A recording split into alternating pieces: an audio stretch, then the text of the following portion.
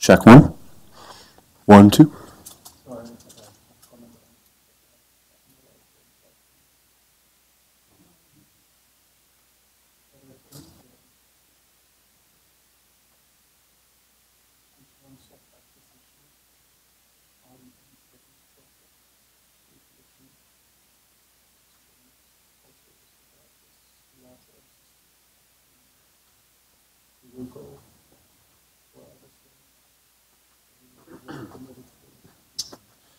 Hey, AJ, are you listening? Can you help me out for a second?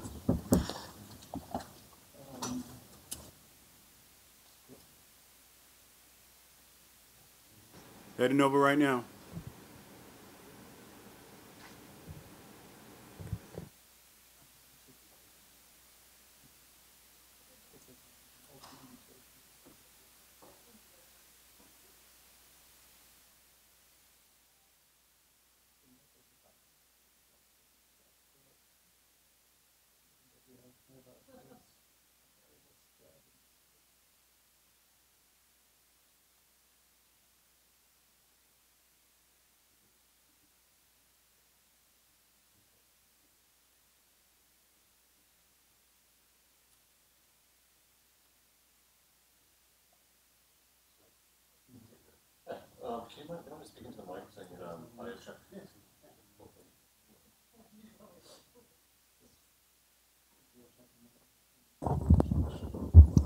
Test 1, 2. Test 1, 2, 3, 4, 5. Testing 5, 4, 3, 2, 1. Testing, testing. 10, 9, 8, 7, 6, 5, 4, 3, 2, 1. Testing. Awesome. No problem.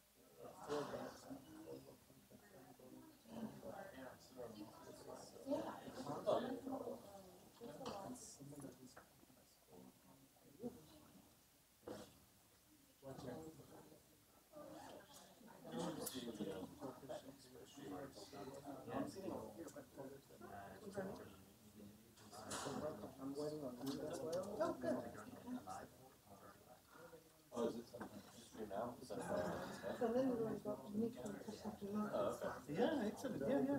I'm trying to figure out. Who's like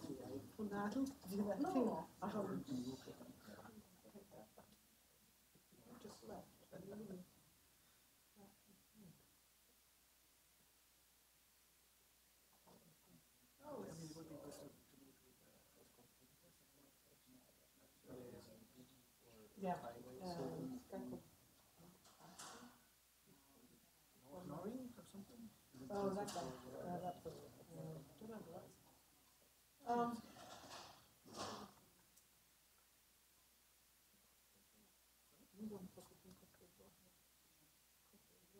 Ah, yeah, but actually,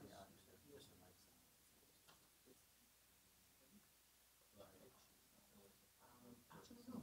Well, the things we want to,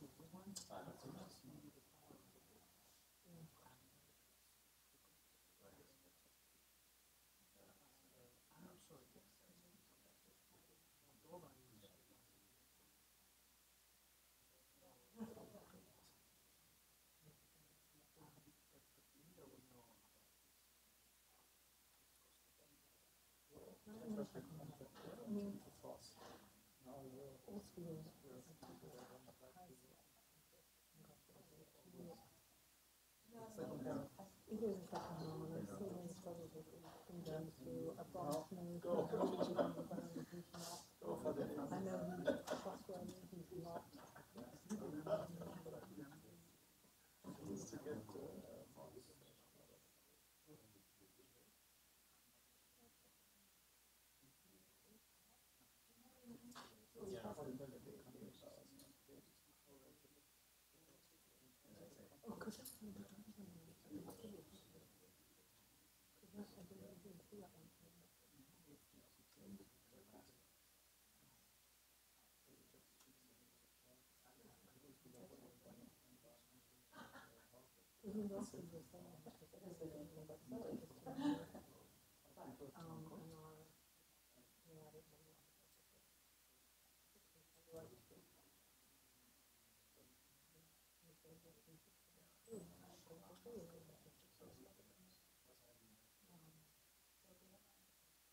Then I also turned my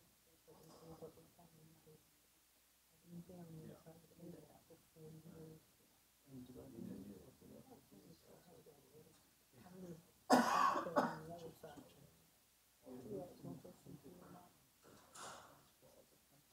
The SSN, I can send anything that SSN to the website.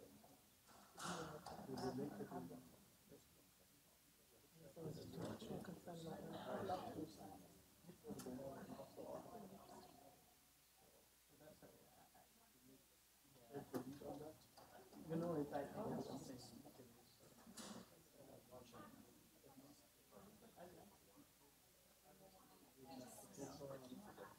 Now, the question is, is he in that? And you put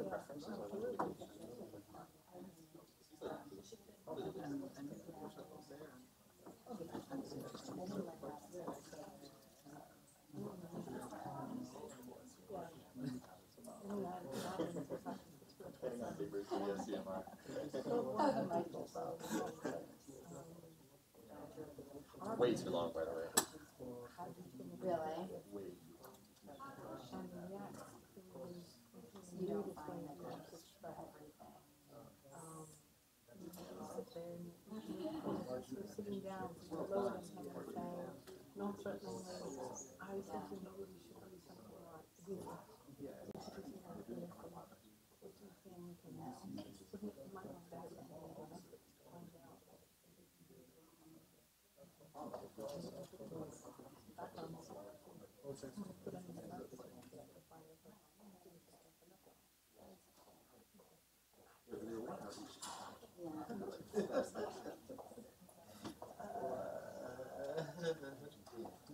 But funny, probably in other occasions we are able to have a good discussion.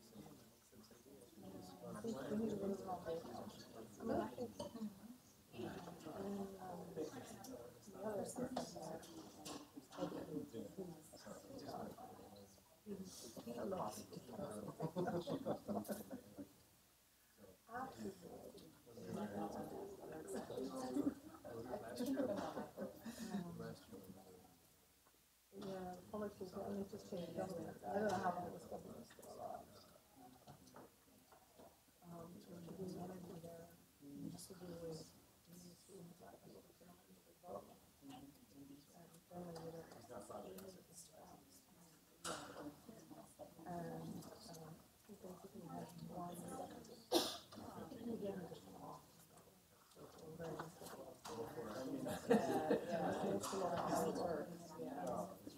What I found was just the message is simple. And when we look at how and it just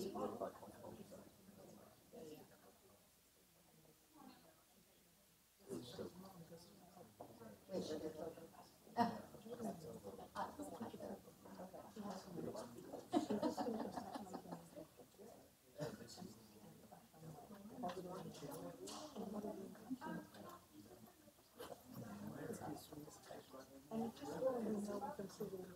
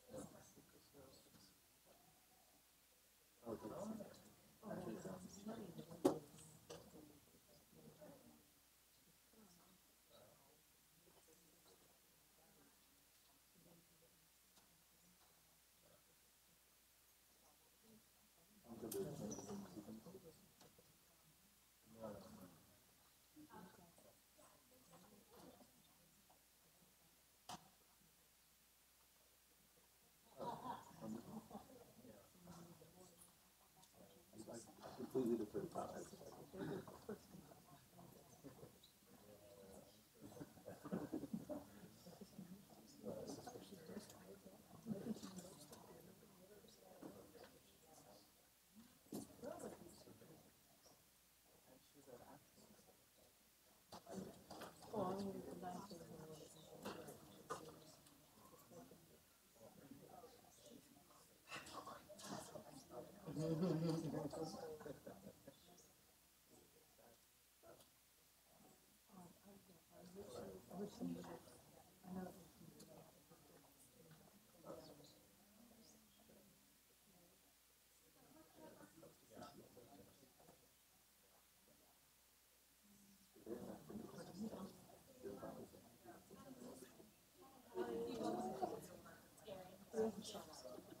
The seems to be just a cake.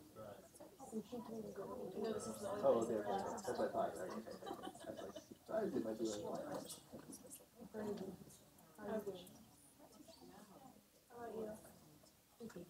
Yeah, that's good.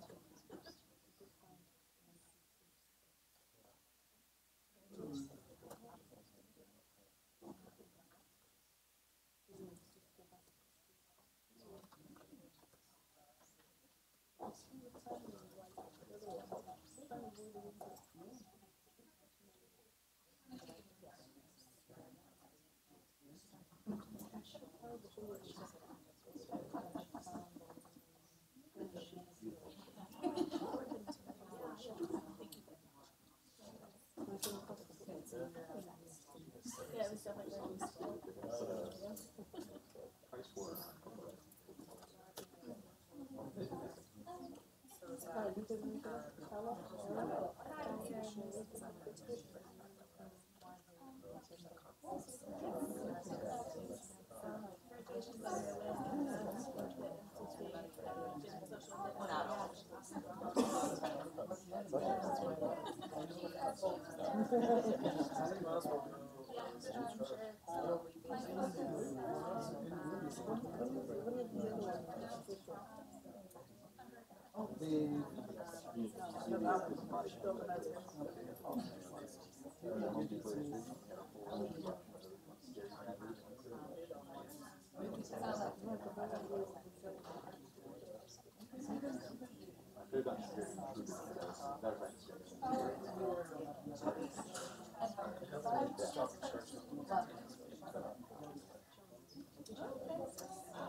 and I can't remember my boyfriend's experience. And it's like the one night I have with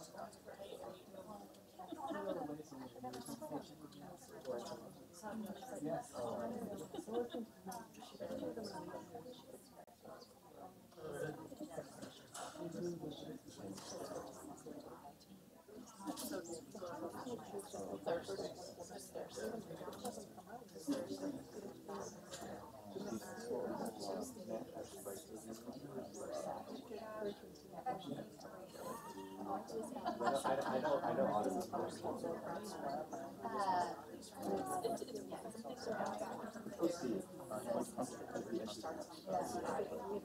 Those are my two that went in the same where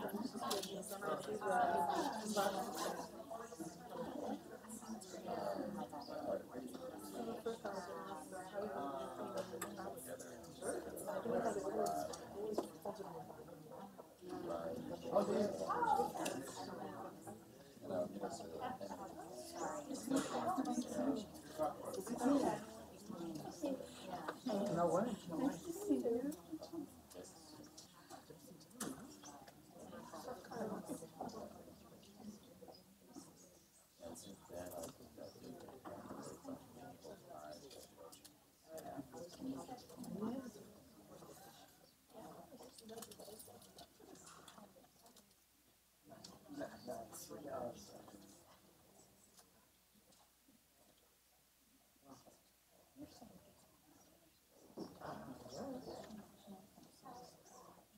Good morning, everybody, and thank you for joining us today. I'm Christina Killingsworth. I'm Senior Advisor to the CEO here at MCC, and we're excited to have you participating in today's quarterly town hall. Those of us here in Washington, D.C., welcome, and welcome to those joining on YouTube from across the U.S. and around the globe. As part of MCC's commitment to transparency, we host these town hall events after each quarterly board meeting, and they give us the opportunity to share updates on what MCC is working on, highlight discussions with our board, and hear from you. We're pleased to have David Weld, Grace Morgan, and Chris Maloney joining us here today. We encourage you to participate as well and send us questions. There are a few easy ways for you to do that. First, you can tweet us questions using the hashtag MCCTownHall, using our handle at MCC.gov, or send us an email to events@mcc.gov. For those of you here in the room, please write your questions on the provided note cards, and they will be collected by my colleagues Lindsay and Lee, and we'll take all questions at the end. Before we get to our presentations, a quick recap of last week's board meeting held on September 27th. It was a productive meeting with the board approving a $525 million compact with the Republic of Cote d'Ivoire, focused on investments in the education and transport sectors. After Cote d'Ivoire passed MCC's Scorecard in 2015, MCC's board of directors selected the country as eligible to develop a compact. David Weld, our country team leader for Cote d'Ivoire, will speak a bit later about the exciting new compact and country partnership. In addition, the board was briefed on the development of the Togo Threshold Program. The board expressed its support for the ambitious reforms to which the government of Togo has committed with MCC assistance in the critically important areas of information and communication technology and land tenure. Recent events in Togo underscore the importance of these reforms for the country to continue its path towards a more open and inclusive society with a market-oriented private sector-led economy to benefit all Togolese citizens. In the coming weeks, MCC plans to proceed with negotiations towards finalizing the Threshold Program grant agreement with the government of Togo, and following these negotiations, MCC will seek board authorization for the final Threshold Program. Grace Morgan, country team lead for Togo, joins us today and will provide more detail about this important and ambitious proposed program shortly. Lastly, the board approved our annual selection criteria methodology report for fiscal year 2018. This report explains how the board will identify, evaluate, and determine countries eligible for MCC assistance in December. Chris Maloney, our Managing Director for Selection and Eligibility, will talk more about this as the final member of our panel. MCC is kept busy outside of our board approvals, and last month we signed both the Nepal Compact and the Kosovo Threshold Program, and we're excited to get these programs started. The Nepal Compact is MCC's first compact in South Asia, and the Kosovo Threshold Program provides the opportunity to work in one of the world's newest countries and one committed to important reforms. With that, let's now hear from our panelists. We'll then turn to your questions online and in the room. First, we'll hear from David Weld, who will give us an overview of the Cote d'Ivoire Compact, then Grace Morgan, the MCC Togo Threshold Program country team leader, and Chris Maloney to detail the FY18 selection criteria and methodology report. David? Thank you, Christina, and thanks to all of you for your interest in our work. We truly are thrilled about the board's approval of the compact with Cote d'Ivoire, and we welcome this opportunity to share with you some details about our engagement with the government of Cote d'Ivoire. I'm especially glad to see Ambassador Diabate here this morning, and we congratulate the government and the people of Cote d'Ivoire in this achievement. And I want to thank you, sir, personally for your partnership with MCC over the years. As many of you know, Cote d'Ivoire is the economic, political, and cultural hub of West Africa. It's one of Africa's fastest growing economies, and it's rapidly attracting world-class investors. It's also been an exceptional partner country for MCC. It has a dramatic reform story. When President Ouattara came to power 6 years ago, he made the MCC indicators the centerpiece for his government's business climate reform program. And that effort moved the needle on 9 MCC indicators over 5 years, which is a true success story.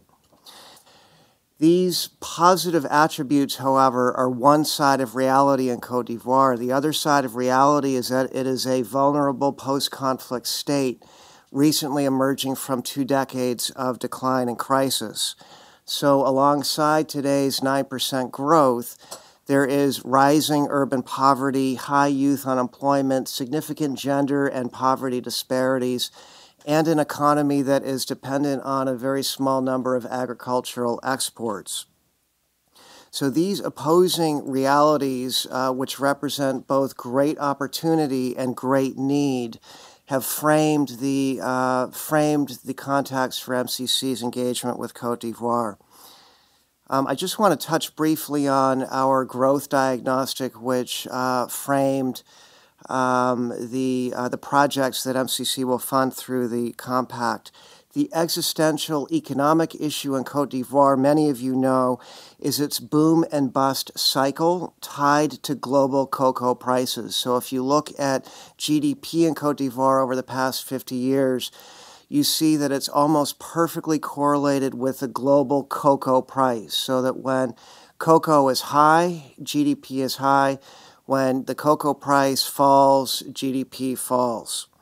And so we concluded that in order for Côte d'Ivoire to escape this boom and bust cycle, it must diversify its economy and develop an industrial capacity. And so our growth diagnostic identified 4 attributes of effective diversification in Côte d'Ivoire. And together with the Ivorians, MCC chose to focus on the 2 that we felt we could most easily address. So one is promoting a well-trained workforce so that firms and investors can find the human capital they need to sustain growth. And 2 is improving the mobility of goods and people in the city of Abidjan, which is Côte d'Ivoire's commercial capital. Together with the Ivorians over the past couple years, we've taken these 2 concepts and developed them into 2 projects. The Skills for Employability and Productivity project will catalyze the supply of skilled workers to meet the needs of the private sector in Abidjan, as well as in 2 additional economic hubs in the interior parts of the country, Bouaké and San Pedro. MCC will fund a strategic package focused on improving basic literacy and numeracy skills in secondary education and on developing an innovative technical and vocational training model that is more closely linked with the actual needs of the private sector. These investments are supported by government commitments to increase long-term funding in the education sector, to strengthen monitoring and decision-making systems, and to improve access to education and training for girls and women. As a side note, I wanted to share that perhaps the most consistent complaint we've heard in the past 3 years from the private sector in Côte d'Ivoire is the difficulty they face finding skilled workers. This is remarkable considering that in the 70s and 80s, Côte d'Ivoire was the education hub of West Africa. And today, the simple fact is that a booming private sector simply can't find the skilled workers it needs to sustain a 9% growth rate. This project is expected to benefit nearly 3 million people over 20 years. So that's the skills project. The second project, the transport project, will focus on decongesting Abidjan, which is home to 5 million people, or 20% of Côte d'Ivoire's population. It is home to 90% of the country's formal private sector, and its port transits 80% of the country's external commerce. Yet this city is bursting at its seams, and for those who have visited Abidjan recently, you can attest that sitting in traffic in Abidjan is a little bit like being stranded on an LA freeway at rush hour. So MCC will rehabilitate 4 central corridors linking the port of Abidjan to points east, west, and north, and which carry an average of 50,000 vehicles per day. We have also leveraged this investment to help the government improve its overall road maintenance system and to promote better transport planning and management of the city's road network. This project is expected to benefit nearly 9 million people over 20 years. So I want to conclude with three reasons we're especially excited about this compact. One is the combination of major infrastructure investments with strong policy reform that we think will drive structural change in these two critical sectors. Number two, the thoughtful, innovative approaches in education and urban transport that build on best practice and that we think will truly serve and benefit the people of Côte d'Ivoire. And finally, the opportunity to leverage additional funding from other donors in the private sectors, especially in areas like logistics, transportation, and vocational training. Thank you. Thank you, David. Next, we'll hear from Grace on the Togo Threshold Program and next steps. Thank you, Christina, and thank you, David. Let me begin by also thanking Ambassador Hegbe, who has joined us. Togo has been an excellent partner for the MCC in the development of what we think is a rather ambitious threshold program. And with that, let me begin by commenting on a bit about what the threshold program is for those of you who aren't familiar. The threshold program is MCC's smaller grant program. It's designed to engage with countries that have demonstrated a commitment to improving their policy performance, but do not yet meet MCC's strict eligibility criteria for larger compact investments. The $35 million program is designed to achieve two objectives. First, to improve access to high-quality, affordable information and communication technology services, or ICT services, for all Togolese.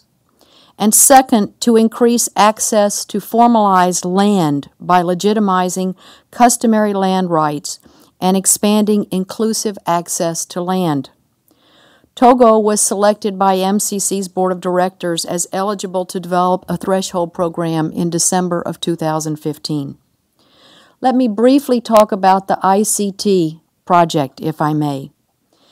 In the area of ICT, we found that services such as mobile and internet in Togo are characterized by high cost, low quality, and limited access, which our research demonstrated was a major drag on growth.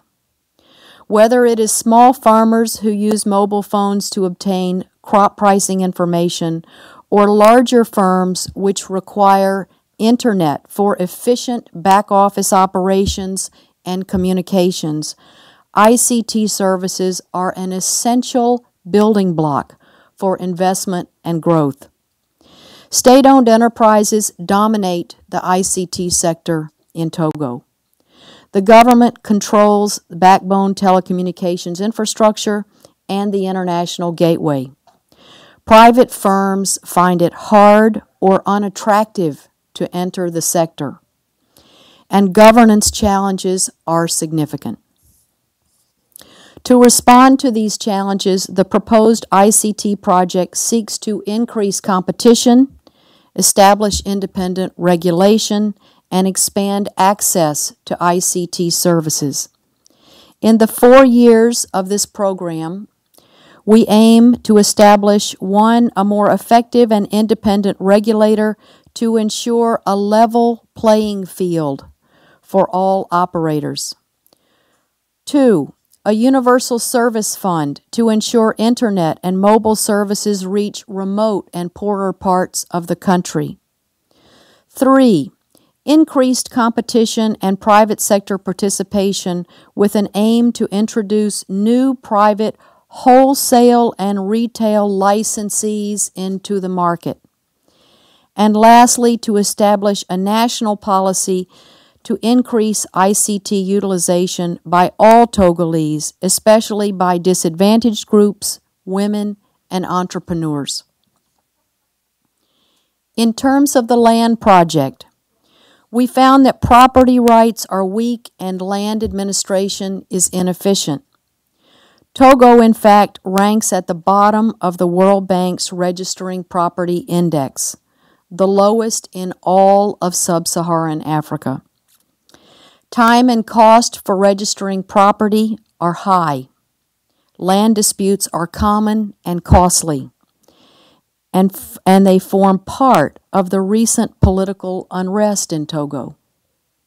Again, governance challenges are significant in the sector. The Land Project aims to strengthen the legal framework so that citizens can formalize and legitimize their land rights. The new framework will provide greater opportunities for non-landowning farmers and women to have rights to their land. This increased security should improve the ability of farmers to grow higher value crops. Specifically, the Land Project will support the establishment of the regulatory framework to implement the land code that we expect will soon be adopted. The project will also field test cost-effective methodologies in 5 sites throughout the country and incorporate the lessons learned into regulations for nationwide implementation. Moving forward, as discussed, negotiations will progress this month, and prior to signing a threshold agreement, MCC will be closely monitoring the events and seek assurances of firm commitment from the government of Togo to respect of citizens' political rights and civil liberties. Moving forward, MCC plans to continue to monitor the situation, and we remain optimistic that we will be able to submit the full threshold program to the board for approval within the coming months. Let me end by saying why we think this is a strong threshold program for MCC and for Togo. We believe the proposed $35 million investment in Togo is an excellent example of what MCC's threshold program is intended to do.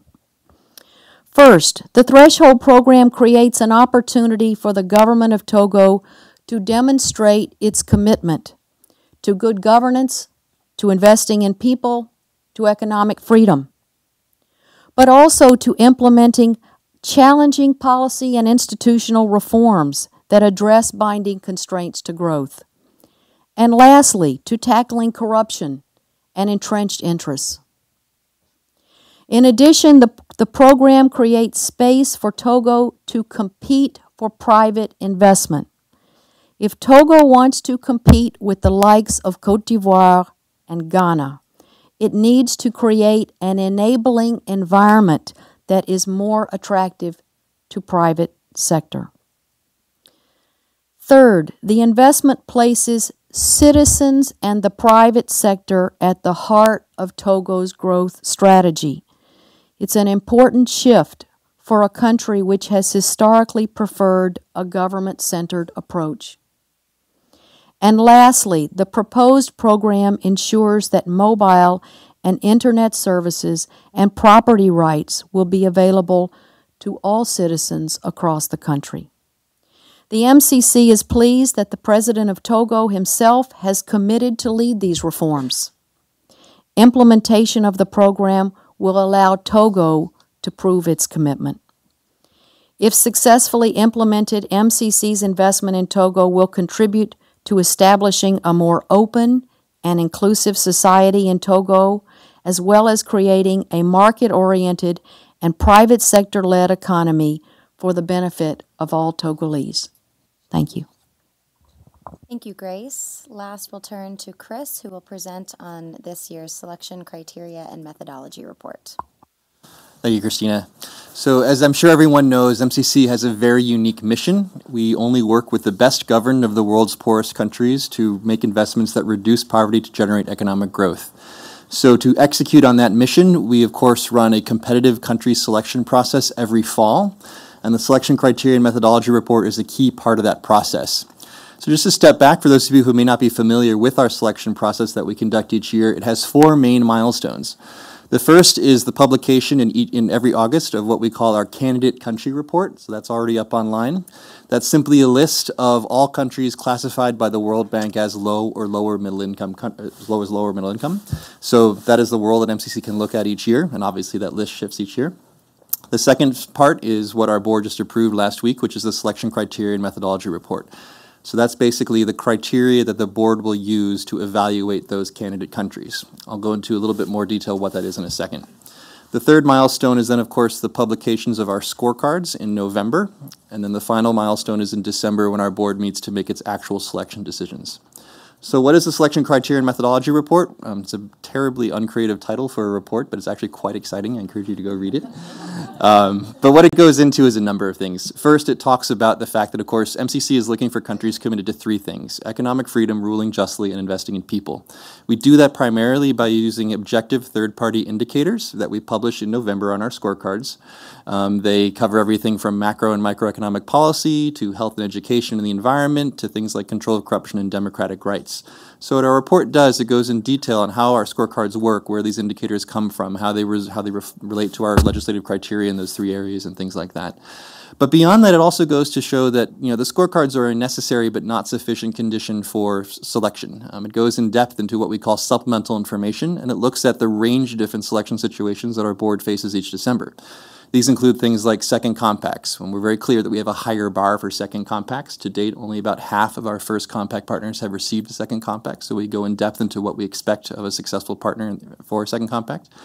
We look at things like the criteria for the threshold program, as Grace talked about. The expectations is essentially a test for countries that are close to meeting but not quite meeting our eligibility criteria. So what do we look for there?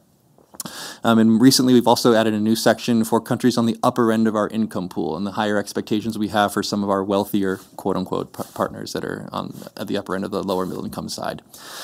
So that's essentially what the SCMR does, the Selection Criteria and Methodology Report. Really just tries to provide a deeper amount of transparency into the factors that the board is looking at when it gets to December.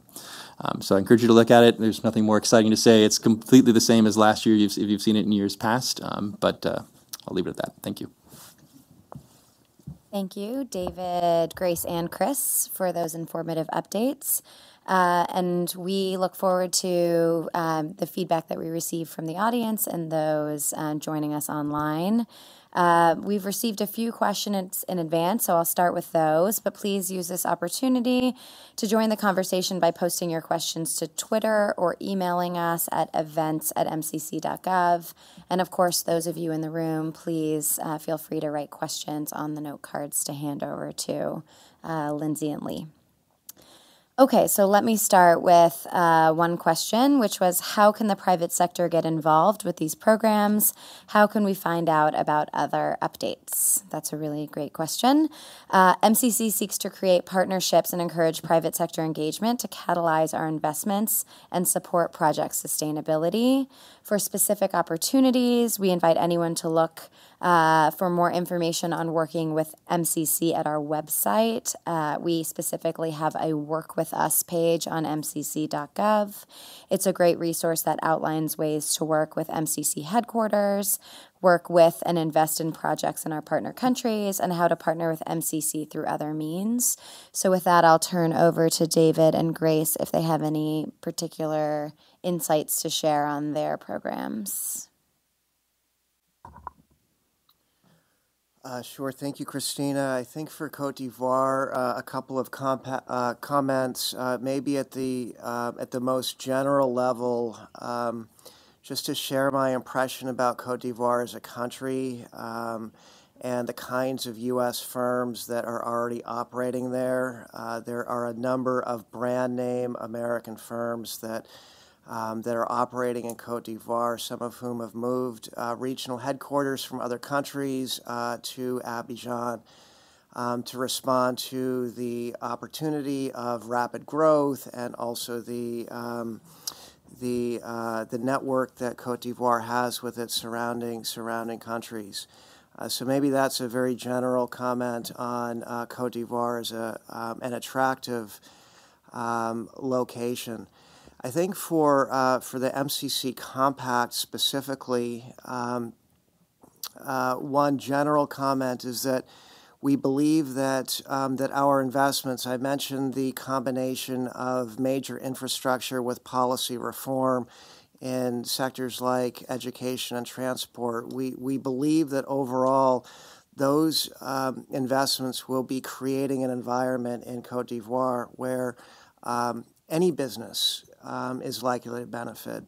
Any investor, any firm that is moving to Cote d'Ivoire to set up shop is likely to benefit from better transportation network in Abidjan and an improved workforce.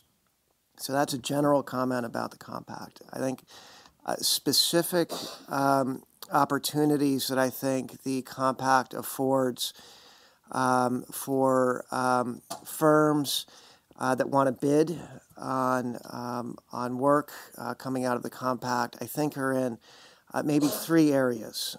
I think the first is the technical and vocational training, where MCC will be providing funding through a demand-driven approach, whereby we will ask industries and industry associations in Cote d'Ivoire to present proposals to receive funding for setting up a technical and vocational training center. And that is an opportunity for firms or groups of firms to present well thought out proposals to receive this funding from MCC to create technical and vocational training centers that will skill and train workers that will then go into that industry. So that is one set of opportunities. I think a second area of opportunity is in the logistics field. A part of our transport project will deal with the problem of truck parking in the vicinity of the port of Abidjan and seeking a long-term solution to that issue by moving trucks from the downtown area outside of the city center. And MCC will be funding a study to develop a long-term truck parking facility via a PPP model outside of Abidjan. And if the results of that study indicate that there is a suitable interest and that it would be viable and attractive to the private sector, MCC will fund additional studies to set up that PPP. So for any of you that are involved in logistics, that is an opportunity that will be coming out of the compact, likely a year or two down the road. And then finally, I would just say there are major construction opportunities coming out of the compact, both in building secondary schools and in major road rehabilitation in the city of Abidjan. Thanks, David. That's helpful. Before we turn to Grace, we had one question asking if you had any indication on timing for the Skills for Employability project being competed. Well, for those of you that are familiar with the timing and the structure of MCC compacts, I'll just give an indication about some of our immediate next steps, and then maybe come and answer that particular question. But our immediate next step is to sign a compact with the government of Cote d'Ivoire, which we hope to do later this fall. There is then a period of anywhere from 12 to 24 months from compact signing to the entry into force of the compact. And in that time period, before entry into force, MCC is by statute allowed to fund preparatory work. So these are all of the final design studies that will need to be done. But we are not allowed to fund actual works.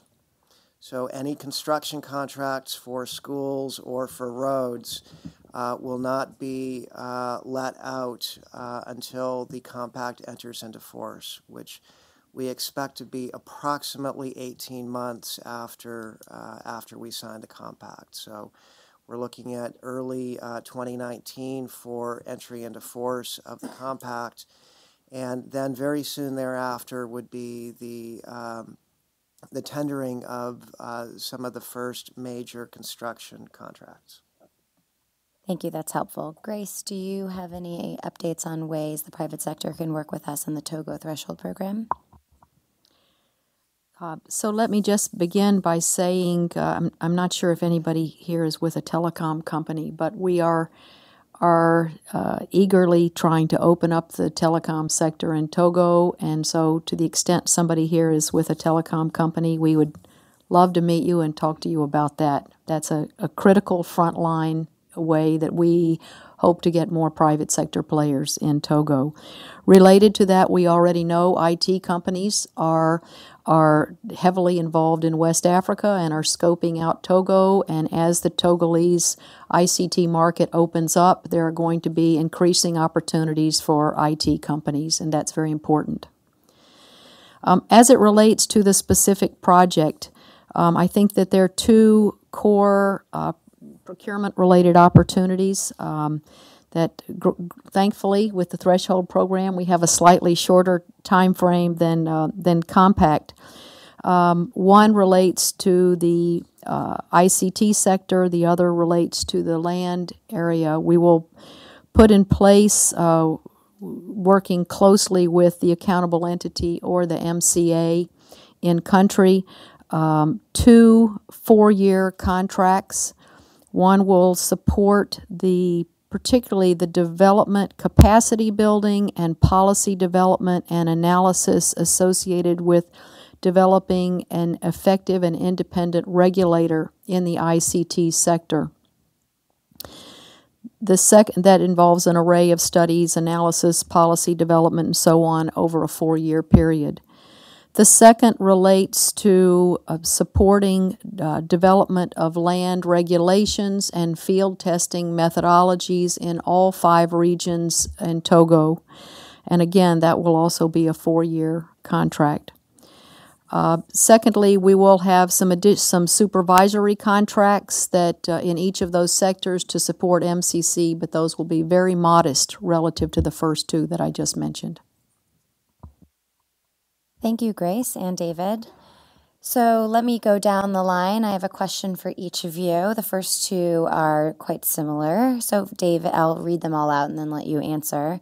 David, for Côte d'Ivoire, what is the financial split between the education and transport programs? And if you could add a little bit more detail on the elements within each. Grace, how will the $35 million for Togo be divided between the ICT and land projects? And finally, for Chris, did the board make any decisions related to the development of a second compact with the Philippines? Okay, for Côte d'Ivoire, the financial split transport project is approximately $300 million over 5 years. The skills project is about $150 million over 5 years. For the skills project, the bulk of that funding will be to construct up to 84 secondary schools, primarily in the Buaque and San Pedro regions. Secondary schools are like a combination of middle school and junior high in our U.S. system, so it's approximately grades 6 through 9. So up to 84 secondary schools, and then 3 to 4 technical and vocational training centers.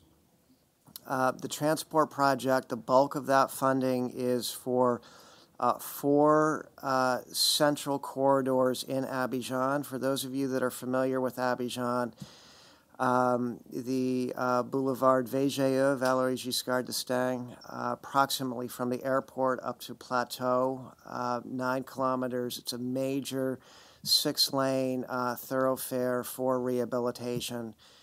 The second road is immediately adjacent to the port of Abidjan, Boulevard du Port and Boulevard de Vridi, also for rehabilitation. The third road goes up the west side of the Central Business District Plateau, and the fourth road that helps evacuate the Central Business District to points north, including all the way up to Burkina Faso. So that's the bulk of the funding on the transport project. I forget what the second part of the question was. That was it, just That was the it. split and a little more color. And so we'll move on to Grace. With the Togo threshold program, about 20.5 million is for the ICT project, and about 8 million is for the land project. Our time frame, which I don't believe I really commented on, is probably we're looking to sign contracts in late spring of 2018. As regards to the Philippines, I'll just simply keep it short, but at the meeting last week, the board did not make a decision on the Philippines eligibility. And just to sort of highlight that since December of last year, compact eligibility for the Philippines has not changed, and the timing on a decision on whether to reaffirm eligibility for a second compact still remains up to MCC's board. We continue to closely monitor the issues of concern that we articulated last December and keep our board updated accordingly. Thank you. Thank you all. A couple more questions that have come in. Any update regarding the proposed legislative changes for MCC, specifically related to concurrent compacts? Concurrent compact authority would give MCC the ability to develop regional investments, particularly in countries in which we already have a bilateral investment. Currently, MCC cannot sign 2 compacts with one country.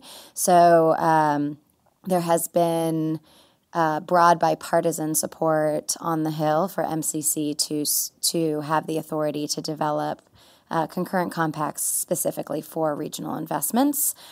We've had some good momentum over the past couple of weeks. The House Foreign Affairs Committee marked up the regional language last week, and so the next step for that would be a full vote on the floor of the House. And we expect that this week on Thursday, the Senate will also mark up our concurrent compact authority bill. And so we're hoping that that MCC achieves that authority sometime soon. The next question, what is the compact situation for Sierra Leone? So currently we are implementing a $44.4 million threshold program in Sierra Leone. It is focused on more effective delivery of water and electricity services, particularly in Freetown, and is working to support transparency and accountability reforms. I encourage you to go to MCC's website to learn more about the threshold program in Sierra Leone. All right, moving on to one more question, this one to David. Will any of the skills training in IC be delivered to farmers, and will it include diversification training in cocoa, i.e. other crops farmers can grow to diversify income? Very good question. One of the, before I come around to answer that question, I just want to provide a little bit of context on in how we went about developing this project. So when we identified the need for skills training, we were faced with, do we pre-identify the sectors that where MCC will invest? Or do we allow it to be driven by demand? And so we have so far tried to resist identifying which sectors MCC will fund these training centers in. So we will be developing a demand-driven model and asking firms and associations of firms in across any sector to present proposals that will be vetted and evaluated for MCC funding. And so one of the sectors that is growing in Côte d'Ivoire and that has a strong tailwinds behind it is processing, any kind of agro-industrial processing all along the value chain of some of these major agricultural products. And I imagine that there would be a very strong proposal that could be put forward by one firm or a group of firms in this particular sector for funding through this part of the FCC Skills Project. So I think I'll leave it there, but I'd be very happy to talk with any representatives of firms that are here that have more questions about this demand-driven approach. Thanks, David. Our next question is for Chris. Chris, does MCC engage with countries to help them improve scorecard indicators to pass? Absolutely. I like to say that we have an open door policy for any country that would like to understand their scorecard better and what it would take to improve on it. We, of course, have relationships with all of our indicator institutions. Just to sort of reiterate, we don't create any of the data that goes in our scorecard. We take it all from third parties. And so if a country comes in, we unpack the scorecard, look at what's driving performance, and then actively connect them with points of contact in the indicator institutions to understand what it takes to improve. And Cote d'Ivoire is one a great example of what we call the MCC effect, which is a country that takes the scorecard as a policy reform roadmap and understands what it takes to improve therein. Cote d'Ivoire going from 5 to over 14 indicators over the past 5 years. So thanks. Thanks, Chris. Next question is for both David and Grace, and it comes from online. Could you please share with us if there is an monitoring and evaluation component in the Cote d'Ivoire Compact and Togo Threshold Program? For Cote d'Ivoire, yes, absolutely. All of our compacts have monitoring and evaluation components, the monitoring and evaluation, a summary of our plan will be included in the compact document as it is signed and posted online. I think we're very proud of the efforts that we've made to try and identify how MCC will be monitoring and evaluating outcomes in both projects. We've worked hard to really narrow in on creating more access to education opportunities through the Skills Project, and to creating and, in some cases, funding systems through the project that will help us gather data on the improved education outcomes that students will receive in the MCC-funded schools. Yes, it does have an M&E component. We're very excited about it, and you will see more in the compact document itself, and we'd be very happy to talk more about that with anybody interested in learning more about the M&E component.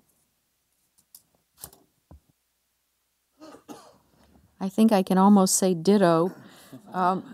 But just to say, threshold programs also have a standard M&E component, which is really a core part of all MCC programs. We take it very seriously. Our M&E group is involved from the beginning. They continue to play a very significant role in helping us think about, in terms of the Togo threshold program, what are the real outcomes we can expect? How do we want to measure success? How are we going to do this collaboratively with our partner and effectively? And so a lot of work has gone into that. And again, if you're with a firm or organization that's particularly interested in that, we're happy to talk to you. Thank you. Thanks, David and Grace. All right, next question. What will the new Kosovo Threshold Program focus on? Like I mentioned earlier, our Kosovo Threshold Program was signed just last month, and we're excited about that. It's a $49 million investment designed to lower energy costs for households and businesses and support the government of Kosovo as it works to improve data transparency and accountability, strengthen rule of law, and reduce corruption, all to spur growth, fight poverty, and advance stability in Kosovo. All right, one more question for Chris. How does MCC select country partners? Well, as I said before, it is a four-step process. I would say it's not MCC who selects country partners, it's MCC's board who selects country partners, which is really important to remember. We are governed by a board. They meet quarterly, and so their next meeting is December, which is the annual selection meeting. Our board is chaired by the Secretary of State. It includes the United States Trade Representative, the Administrator of USAID, the Secretary of Treasury, our own CEO, and then 4 private sector members. Right now we have 2 vacant spots, but the 2 that are occupied right now are former Senator Mike Johans of Nebraska and Dr. Mort Halperin of the Open Society Foundation. So when we talk about selection of countries, it's that group, it's not MCC, that is actually making those decisions, which is important. But what does our board do? They look first and foremost at the scorecards. So those scorecards that come out in November that measure the relative policy performance of a country on those 20 indicators are key. To pass a scorecard, the country needs to pass the control of corruption indicator, so it has to have a score that's better than at least half of their income peers. They need to meet our minimum scores on political rights and civil liberties, and they need to pass at least half of the indicators overall. That's usually around, of the 80 or so low and lower middle income countries, about 30 countries are able to meet those 3 hurdles. Now, then the board has to look at the overall opportunity to reduce poverty and generate growth in those countries, and of course the funding available. It'd be wonderful if we could select 30 countries each year. Obviously we can't. So that's why I say, of course, that the scorecards are a necessary but not sufficient condition. So that's when we look at all of these other things, the higher bars for second compact candidates, for countries at the upper end of the income pool, but also just other types of supplemental information, because I'll be the first to say that the scorecards are not perfect at all. So we need to look at real-time events in the countries. We need to look at the policy trajectories. We spend significant amounts of time consulting with civil society, academics, other external experts, and of course all of those board members have their own agencies, their own buildings to feed in their own perspectives. And so all of that information gets then synthesized down for the board to make its actual decisions, which is typically anywhere from 1 to 5 countries. If you look at the past 6 or 7 years of who we typically select, probably more around 2 or 3 is more typical. Thank you, Chris. All right, so I will do one more question unless there's another. I don't see any others coming in, so thank you for that great feedback. Our final question: does MCC plan to invest in additional health-related projects to ensure a fit and healthy population, assisting students and the workforce? So let me just take a couple of minutes to explain MCC's constraints analysis process. Once a country is selected as eligible to develop either a compact or a threshold program, MCC and its partner countries conduct what is referred to as a constraints to growth analysis. Through that process, they're looking for what are the most binding constraints to economic growth in a particular country, because MCC is an agency that has a singular focus, which is addressing poverty through economic growth. So through that constraints to growth analysis, MCC and the partner country identify a handful of the most binding constraints, and those are the areas or 1 or 2 areas within a smaller subset that MCC uses to identify the focus area of a compact and then identify projects. So if something related to a fit and healthy population were to rise up as one of the most binding constraints to economic growth, then that would certainly be a consideration for a focus area for an MCC compact. All right, so thank you all for joining us today in person and online. We hope you enjoyed tuning in from around the globe, and we certainly enjoyed hearing from you. Please stay connected to our work by visiting our website, attending our events, and sending us your comments and feedback. We really do value and appreciate those. We benefit from having strong partners in the NGO community, our partner country governments, the private sector, engaged citizens across the U.S. government, and all those committed to fighting poverty through economic development. Thank you and have a great week.